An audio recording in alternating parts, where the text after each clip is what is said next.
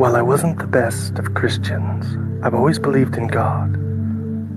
You wouldn't see me in church every Sunday, but I would make a good attempt to go during Easter and Christmas Mass. On some Wednesdays every couple of years, you would even see me with a piece of ash on my face.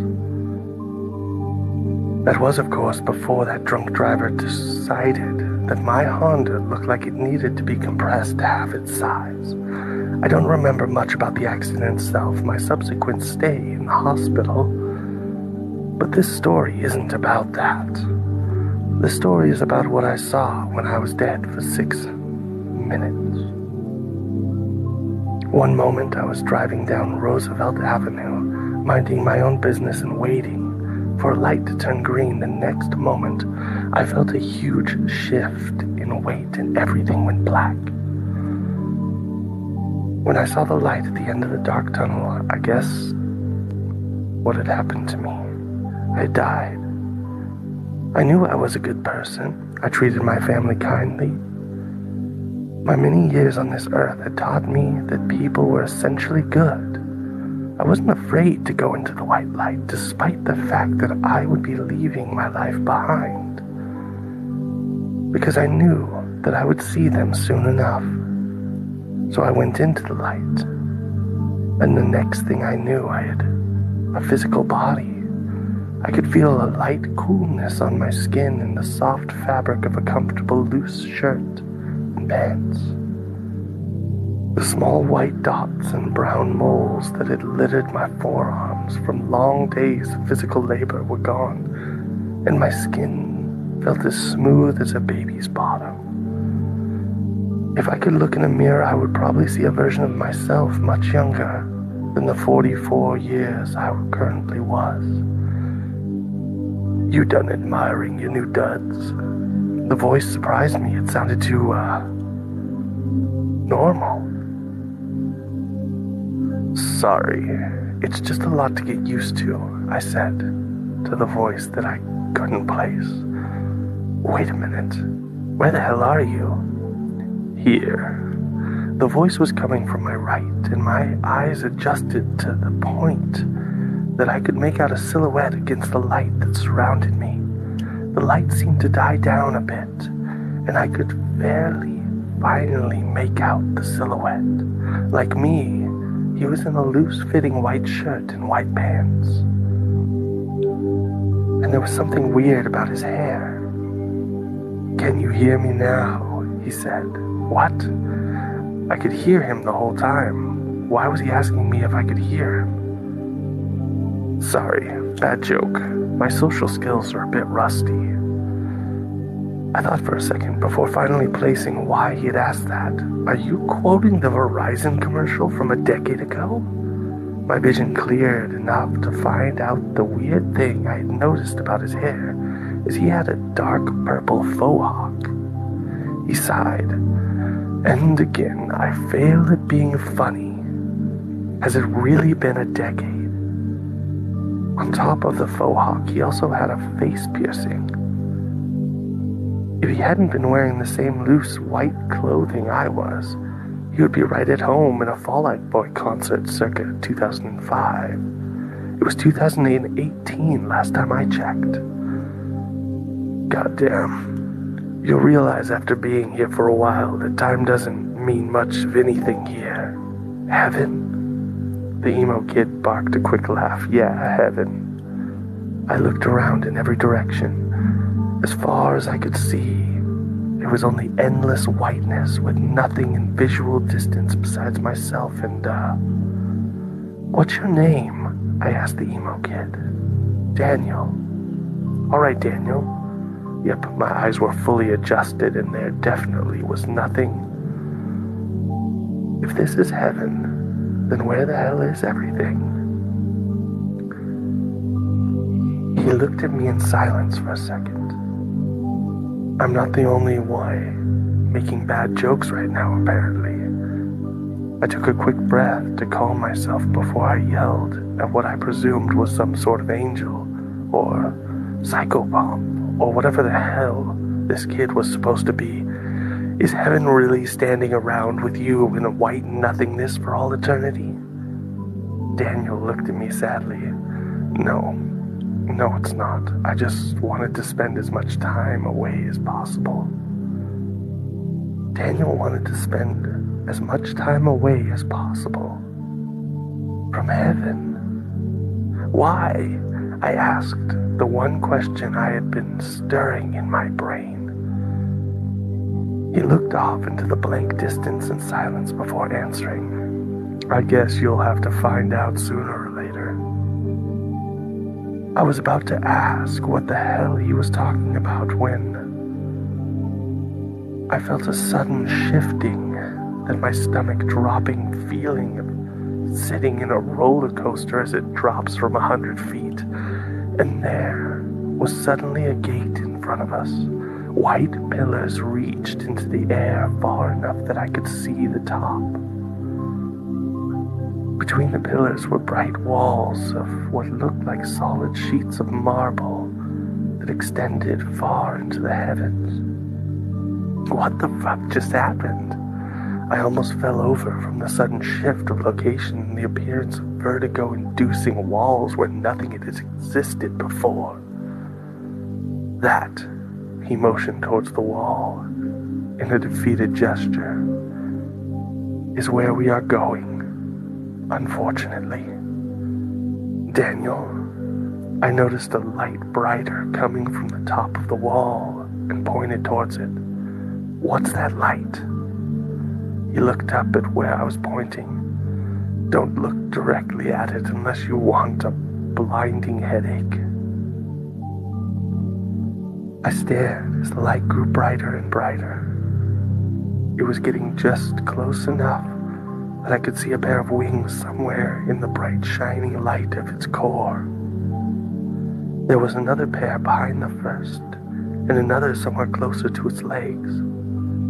Its head looked like the head of a lion. No, wait, it was an ox, but it had a beak and a human mouth. Don't be afraid. A voice boomed out from the shining light that grew even closer. Its face had been confusing enough. Trying to place its exact features was beginning to make my brain hurt. The booming voice only added to the madness that was already going on inside my head as my mind tried to reconcile something with 4 faces and 17 pairs of 14, 12. Look away, I heard a small voice say to my right.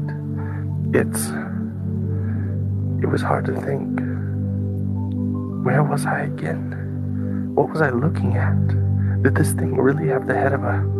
I felt my head jerk suddenly, and I was suddenly facing the ground, my mental facilities coming back in a sudden tidal wave. I'm sorry, servant. He doesn't yet know how things work here. I am his escort through the 3 gates. And we wish to pass, Daniel said from directly beside me. I could feel the heat of the light shining off the angel. Well, that's what it must be. Directly in front of me, I didn't know before this moment that light could have an intent. But this one somehow did. I could feel it. Measuring would be the best word. Me. As I stood in front of it. The light shone through me, illuminating all of the errors in my life. A 20-year marriage down the drain because of a drunken one-night stand, a failure to keep in touch with old friends, learning one of those friends had died third hand 3 years afterward. Of course, guide, the voice boomed, shaking the essence of what I was made of.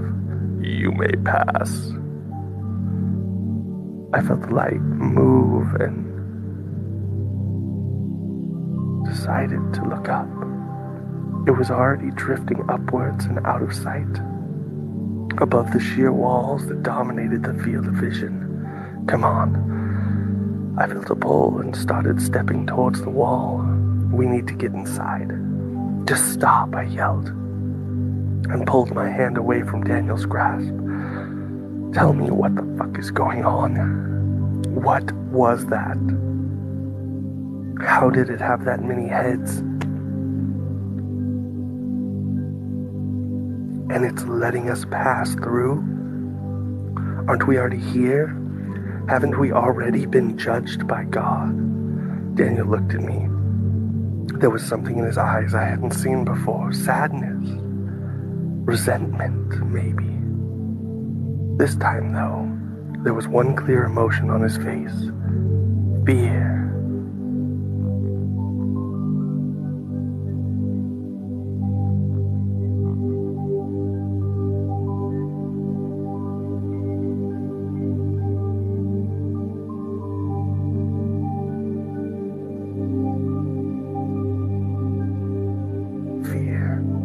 As he looked up the walls and the things that stood guard on it. Those are angels. If you're lucky, you won't see many of them. When I was alive, I thought the Bible was bullshit, and most of it is. One of the things it got right was how they looked. Of all the things, for it to get right, it had to be describing them correctly as those mind-bleeding things. Now we really do need to get inside before one of them comes back. I stared at Daniel. And why do we need to do that, Daniel? You don't get it yet? These aren't the walls of paradise you were taught in Sunday school. These are the walls of a prison. And the angels aren't servants of God. They're guards. Now, Daniel continued, let's get inside before another one comes down to check on us. Daniel started walking towards the wall before I could muster any kind of response to his words. If the angels were guards, what the hell were they guarding? The alabaster white wall was just about in front of us. Daniel showed no signs of stopping as he continued walking towards what looked like a solid marble pillar 6 feet across. How are we supposed to get past? My question was interrupted as the base of the unimaginably large pillar slightly lifted itself up, just enough for both of us to pass under it. Daniel didn't stop and walked through the newly created space like he had done it 1,000 times. That pillar has to weigh as much as a skyscraper. How did it lift up with no sound? I asked my guide. It's a bit pointless to ask how anything is done here. The only thing you'll get is speculations from other people here, because it is willed from the Winged Peanut Gallery. Now try not to look too amazed, he said. I don't know. My sentence was cut off for the second time in as many minutes as we'd stepped under the pillar onto a shining silver city. I'm not prone to exaggeration, so I hope you take this all with the accurateness that I can muster. It was an entire city made of silver. Tall pointed spires gleamed brighter than any Las Vegas light show, stretched out of sight and into infinite heavens that were somehow clear of any obstruction and impossible to see. There were a number of smaller buildings as well, single-story square buildings that sat in the shadows of the impossibly tall spires, but still shone with an ever-present light that permeated every part of this place. 2- and 3-story, perfectly round buildings were placed in the open spaces between the spires. These round buildings glowed with a blue hue that seemed to be the only color in this place besides Daniel's dark purple hair. Seeing a color outside of the pure light made me think of something. Daniel, where is everyone? He pointed towards the base of one of the tall spires. If you're unlucky enough to be stuck in the first heaven, Then one of the shiny ones take you into a spire. I took another look at the spires and saw a small opening at the bottom. I wouldn't have been able to see it if Daniel hadn't literally pointed it out. The opening was seamless, showing no signs of matching or molding for it at all. It was almost like the entire spire had been melted into a single mold and cast into one solid piece. Daniel continued, "You're one of the lucky ones, though,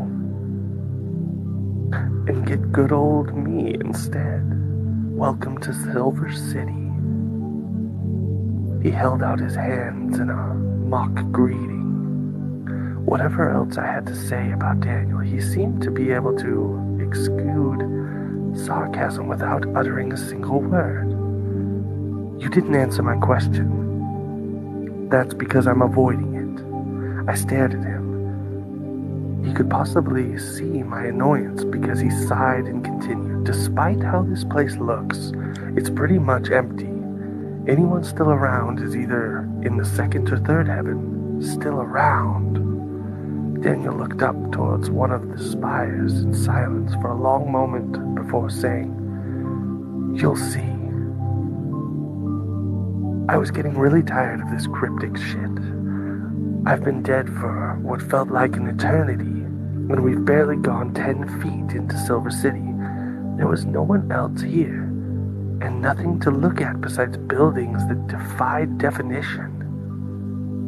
I was getting ready to start yelling again. Maybe try to get one of the angels' attention, before I noticed something come off of one of the round 3-story buildings. A ball of blue light split off from the surface of the building, followed by a second, then a third. They took their sweet time, Daniel said as the blue lights approached. Unlike the massive glowing monstrosity that greeted us at the wall, these things were about the size of paperweights. "What are they?" I asked as the 3 balls orbited around my head. The glow had dimmed down to a soft fuzz that didn't hurt my eyes. "Cherubs." I stared at the tiny blue orbs. They didn't have any defining features that I could pick out. Cherubs.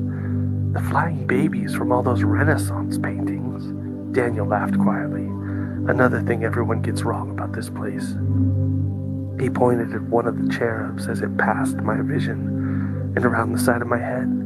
Cherubs are the lowest of the angels. They don't much besides sitting in the round buildings and hang around people and cast judgment. These things are judging me?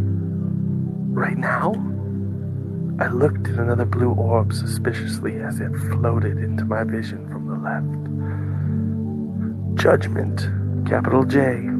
Don't worry about it too much. It's mostly a formality at this point.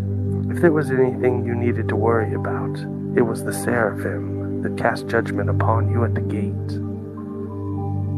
It clicked in my head, the flashes of random images. When that thing bored into my soul, I was receiving judgment. They would find me worthy. Would I go into one of the spires despite Daniel's reassurances?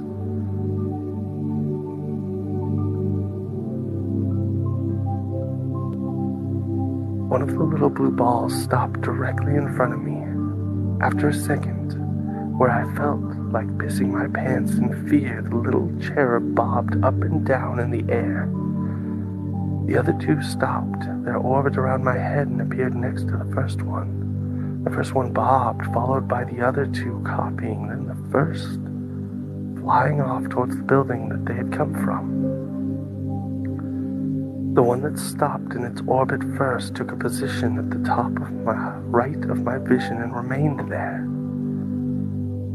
"That's a good sign," Daniel said as he watched the other 2 reunite with the shining blue building they had come from. "Daniel?"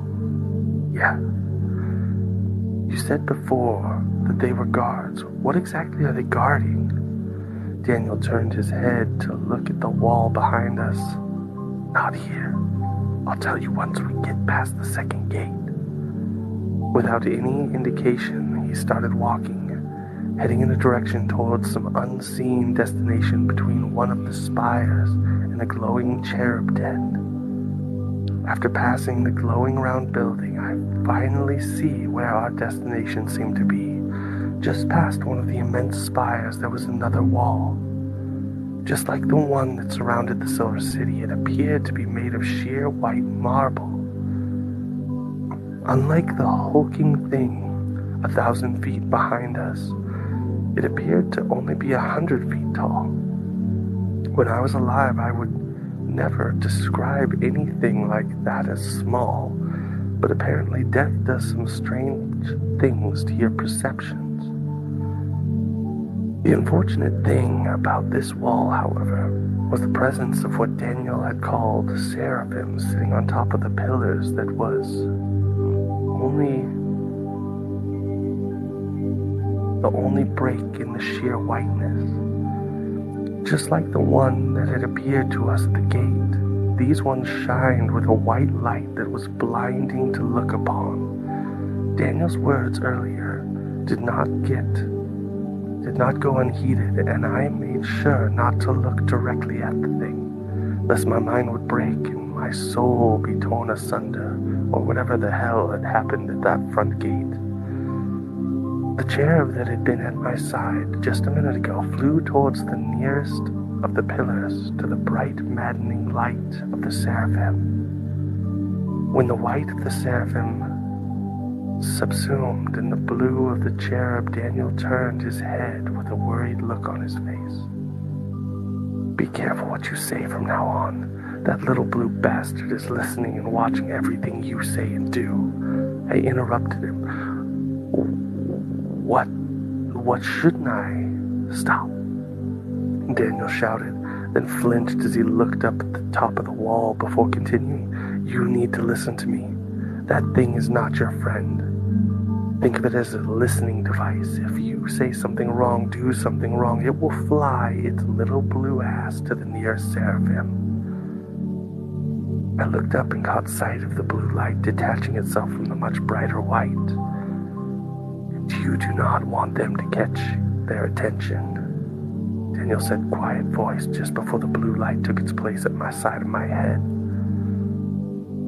A seraphim, the cherub, had gone to grow in size, a bright light stretching forever into the horizon. Before I could speak, before I could even think about what was happening, a voice boomed from the pillar. A voice that would have shaken a mountain. "Judgment has been cast, and you have been deemed worthy to enter second heaven," the infinite light said before it grew brighter and brighter. In another moment, everything went white. "You couldn't have told me what was going to happen," I yelled, as I felt around my sides blindly for anything to orient myself. Without any warning, the blinding light suddenly vanished, and I saw something that surprised me even more than the spires of silver and the angels that were taller than infinity. People. "Welcome to second heaven," Daniel said. There were people everywhere, hundreds and hundreds of people standing around, each with their own white clothing and glowing blue cherub. All of them appeared to be waiting around for something. As they stood in place silently, I looked up to find that we were in some sort of building, as this place actually had a ceiling instead of open sky. "Where the hell are we?" I asked. Daniel sighed. "I told you, second heaven, specifically the maternal room." I looked around the room. Two of the walls appeared to be made of the same flawless marble as the gates were made out of. Against the left wall of the massive room were a number of small pillars separated from the wall. While I was looking at the small pillars, a bright light flashed on top of one of them, where nothing had been before, and now a small glowing cherub, just big enough that it took two hands to hold. One of the glowing blue orbs in the crowd started bobbing in place until a silent person to its right looked at it. This seemed to appease the little bastard, because it flew over to the glowing cube sitting on top of the pillar and began bobbing up and down. The man, who looked to be in his 20s and in perfect health, walked over and grabbed the cube. "And that's why we are here?" I asked. "Because I have to do my job, and my job is to guide you where you need to go. And you need to be guided through second heaven. And that," he pointed at the cube that the man was holding, "is the material, hence the material realm." I looked as another flash of light lit up on another pillar, leaving behind another identical glowing cube. Another bobbing blue light led another silent person to the pillar to pick it up. Just as the first person was exiting the room through the corridor, the other side of the room. "Why isn't anyone talking?" Daniel looked as the new person, a blonde woman, started walking from the end of the room with her glowing cube. "Follow me." Daniel turned and waved me towards him. "Come on, before your little guy decides you've been taking too long." I followed him into the corridor and at the end of the room. "Are we prisoners?" I asked. Daniel turned and looked directly at the glowing blue chair to my left and answering, "None of us are prisoners here. We do what we do because we know our purpose here." His meaning was clear enough by the fact that he never broke eye contact with the glowing ball. If either of us said anything wrong, that little blue bastard, would report us to the nearest seraphim. Daniel continued walking into the corridor, and I followed. After a short walk behind the line of people carrying cubes in front of us and empty-handed people heading into the room to our left, we entered a massive cavern that stretched far enough that I had no estimate for how big it actually was.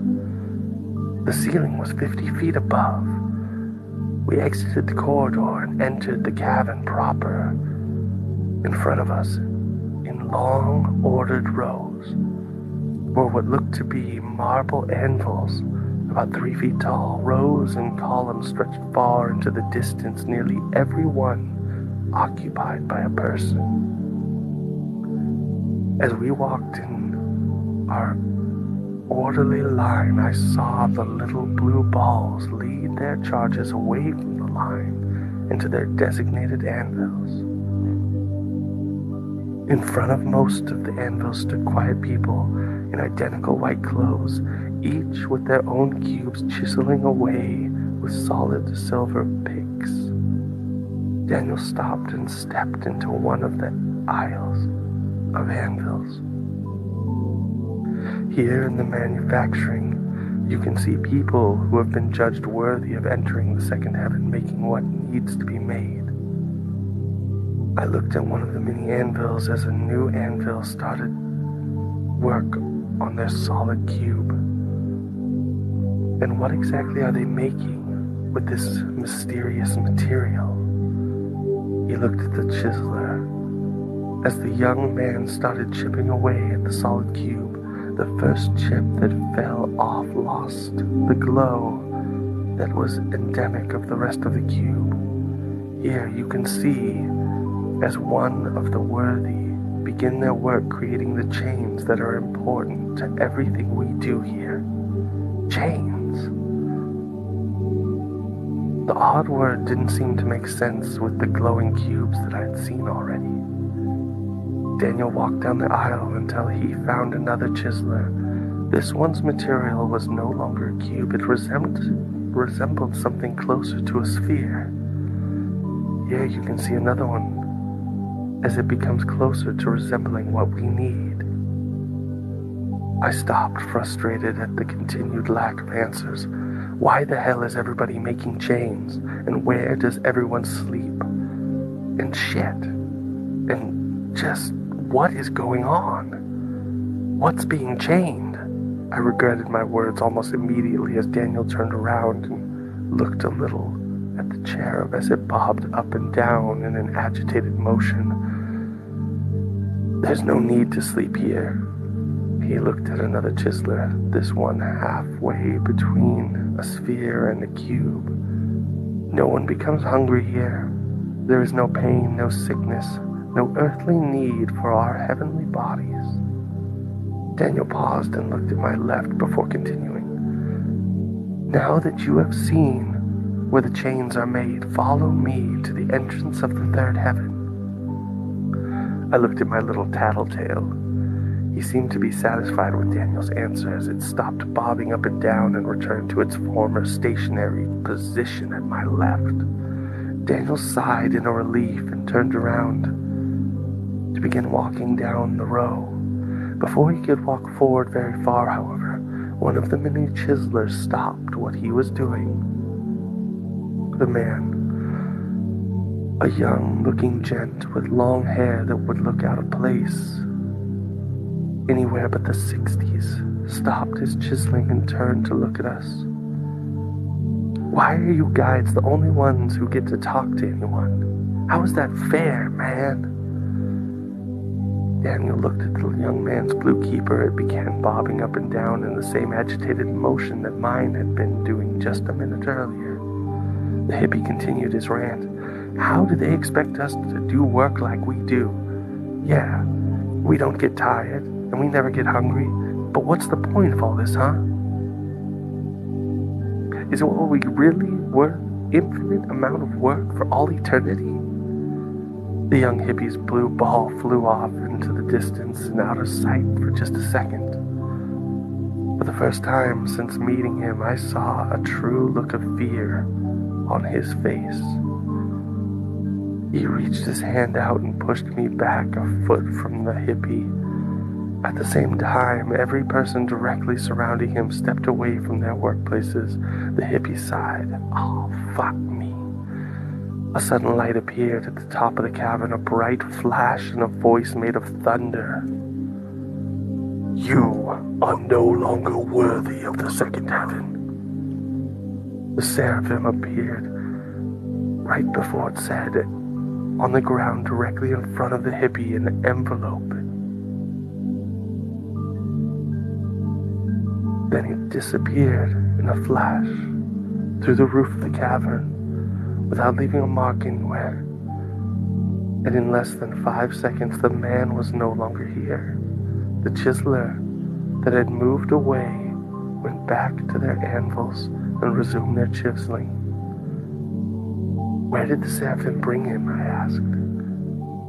To a silver spire in the Silver City. Now come with me to the third heaven. Daniel started walking away, and with no other choice except to be carried away to a mysterious spire to never be seen again, I followed him. We passed many workers in various states of completeness on their chains as we walked.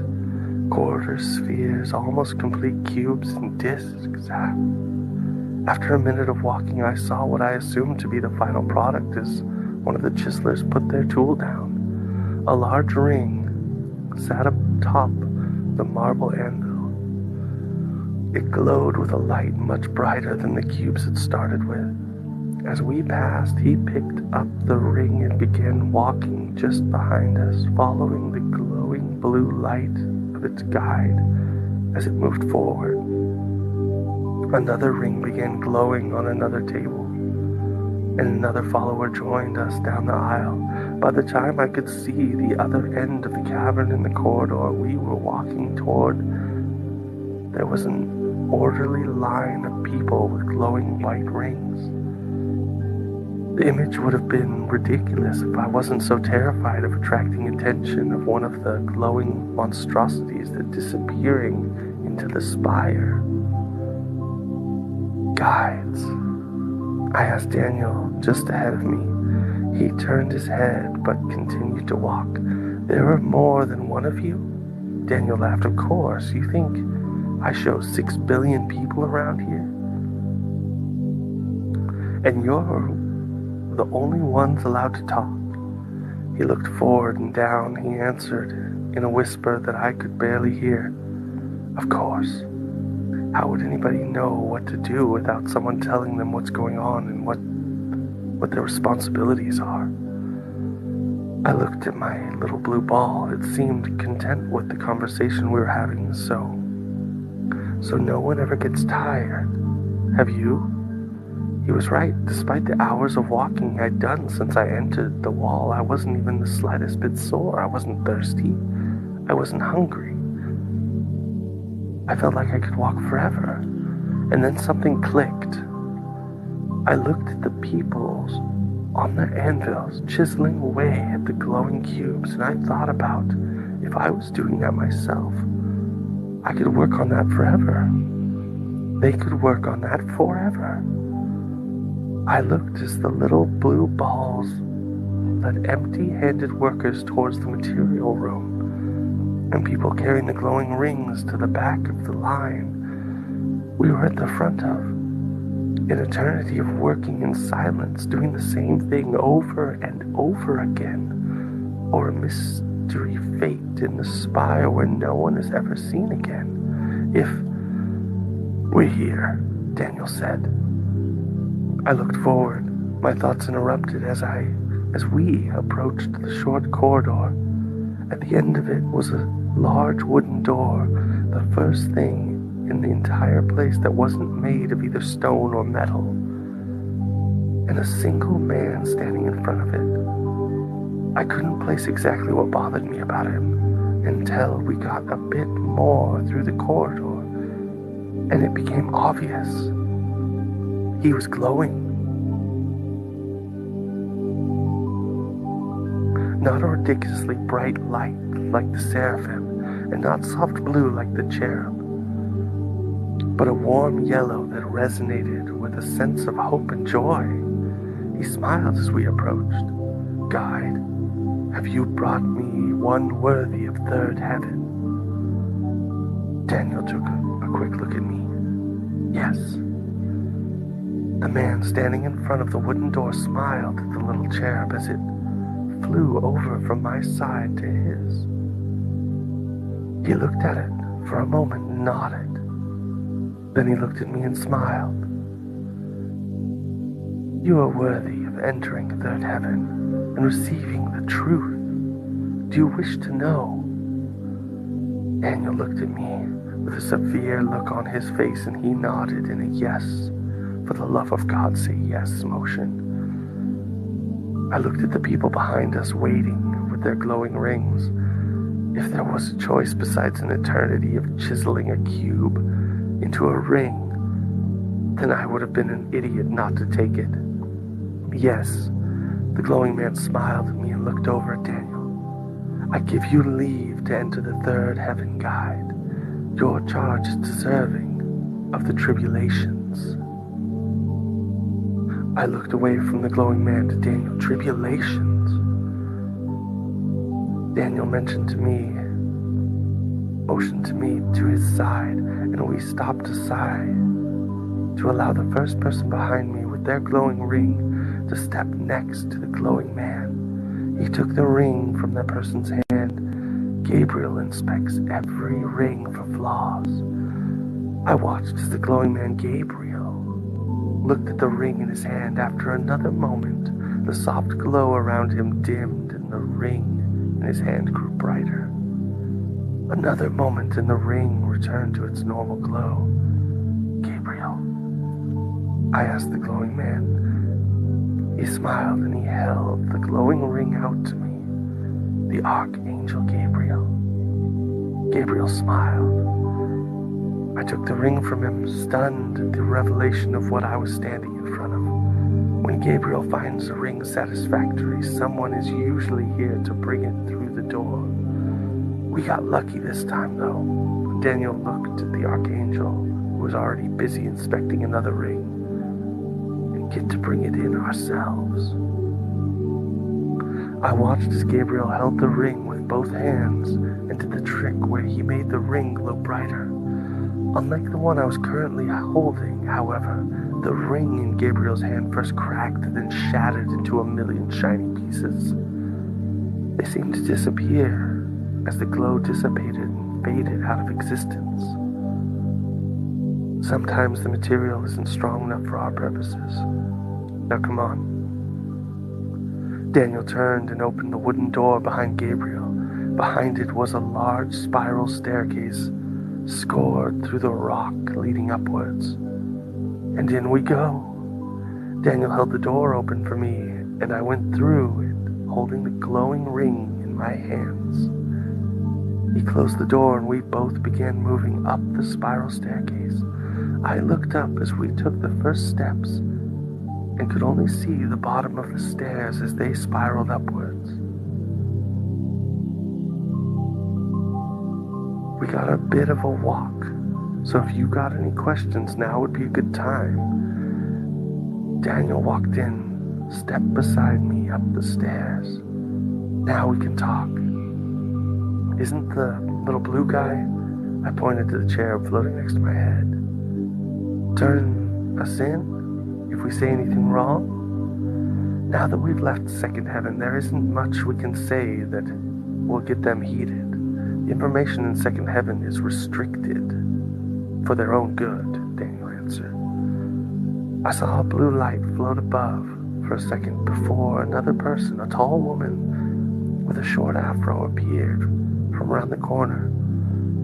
Daniel nodded at her as she passed and went down the stairs. She smiled back at him. Someone you know? I attempted a light-hearted tone of conversation since Daniel had seemed to grow more relaxed as we walked up the stairs. I know everyone who travels here. It's my burden to know. Everyone in the cavern you walk through here. Every person traveling down the stairs. I've guided every single person in this section of Second Heaven here.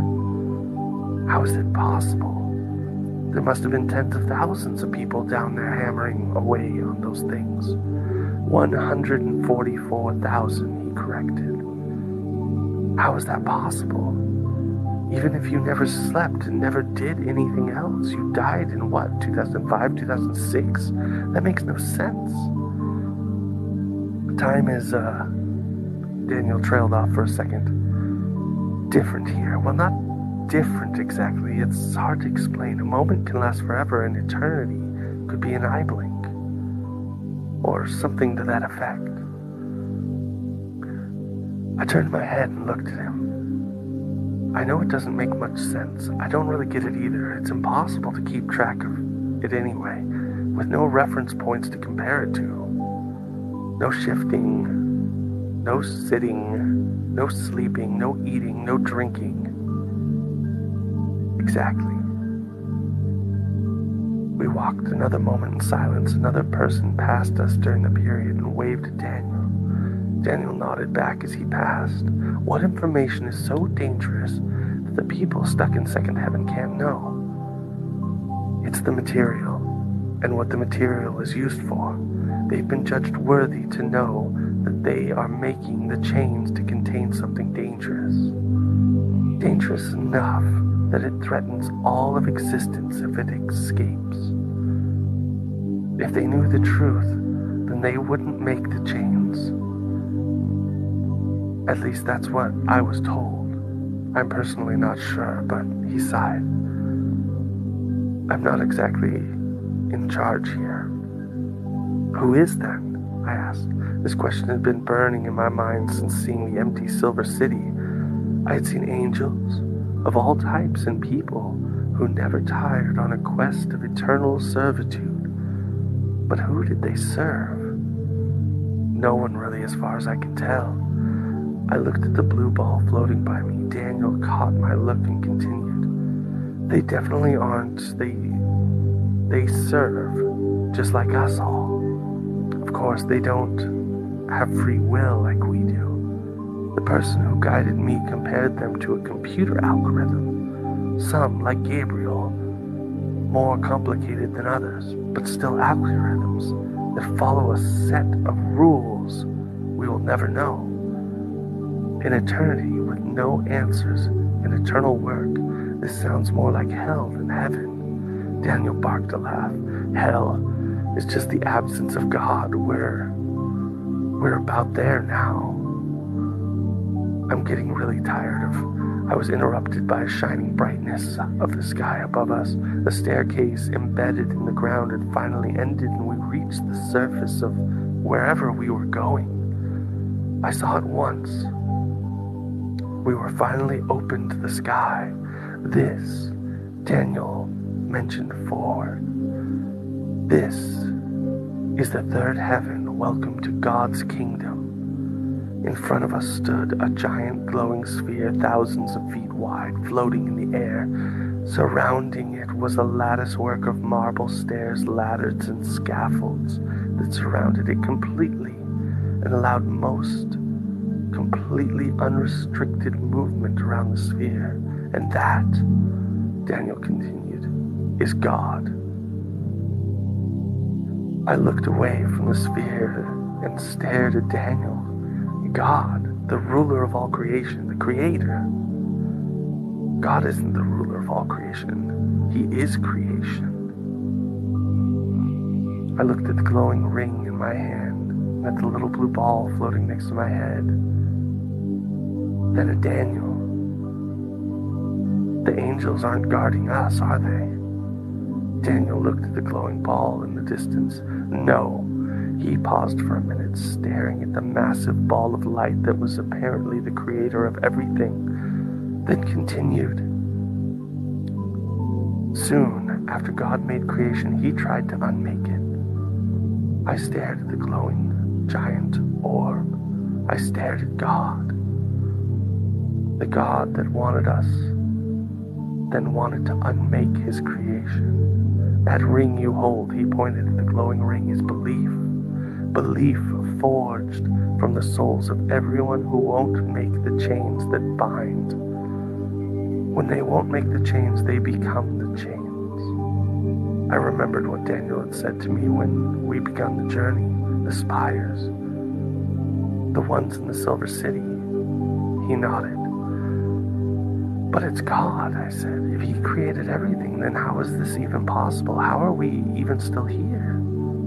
The belief that he's a creator that doesn't want to destroy us keeps him bound. But we are only his creation, and our beliefs can only keep him bound for so long. The bonds break. They need constant replacement. Your job, your tribulation, is to replace those bonds as they break. It was at that moment that I truly understand the term truth. The truth of all existence, the truth that God thought he made a mistake with existence. I dropped the ring I was carrying and clutched my chest with both hands, and I felt a sudden sharp pain. What is it? Daniel looked concerned. Pain. The only word I could get out. The chest pain spread to all my extremities, and I collapsed on the ground, unable to stand. Daniel moved quickly to look directly in my eyes. Something was happening, and it was obvious from the look in his eyes that he knew exactly what was happening. You don't have long. My name is Daniel Marsh. I lived in Rochester, New York. Tell Mary I'm... Daniel's voice trailed off as a black hole closed around my vision and I lost consciousness. The next thing I knew, I was in a hospital bed and everything hurt. The doctors told me later that I was lucky to survive the drunk driving hitting me. According to him, I had been dead for 5 minutes and 57 seconds. What surprised me more was that my ex-wife sleeping in the chair next to me in the hospital bed. Apparently, I had never taken her name off my emergency contact list. Even with all of the pain that I had caused her, she had still shown up when I had almost been gone forever. I still haven't fully recovered from the accident, and the memories of what happened in those 5 minutes and 57 seconds are still fresh in my mind. I didn't think I would ever show anyone these memories, as I mostly wrote them down for my own benefit. Even with how vivid it had been, I couldn't believe that it had really happened.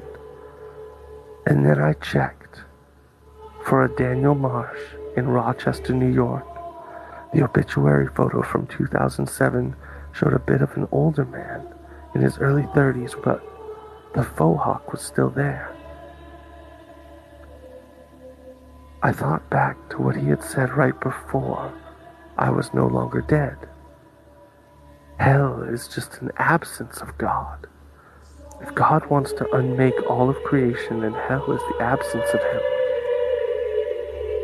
then I would rather go to hell.